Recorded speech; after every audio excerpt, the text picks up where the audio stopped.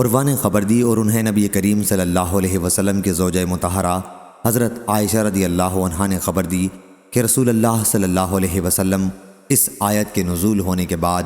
ان مومن عورتوں کا امتحان لیا کرتے تھے جو ہجرت کر کے مدینہ آتی تھیں۔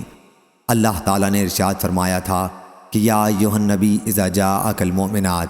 یعنی اے نبی کریم صلی اللہ علیہ وسلم جب آپ سے مسلمان عورتیں بیعت کرنے کے لیے آئیں، ارشاد غفور الرحیم تک۔ حضرت عروہ نے بیان کیا کہ حضرت عائشہ رضی اللہ عنہا نے کہا، چنانچہ جو عورت اس شرط آیت میں مذکور یعنی ایمان وغیرہ کا اقرار کر لیتی تو آن حضرت صلی اللہ علیہ وسلم اس سے زبانی طور پر فرماتے کہ میں نے تمہاری بیعت قبول کر لی، اور ہرگز نہیں، اللہ کی قسم، آن حضرت صلی اللہ علیہ وسلم کے ہاتھ نے کسی عورت کا ہاتھ بیعت لیتے وقت کبھی نہیں چھوا، صرف آپ ان سے زبانی بیعت لیتے تھے۔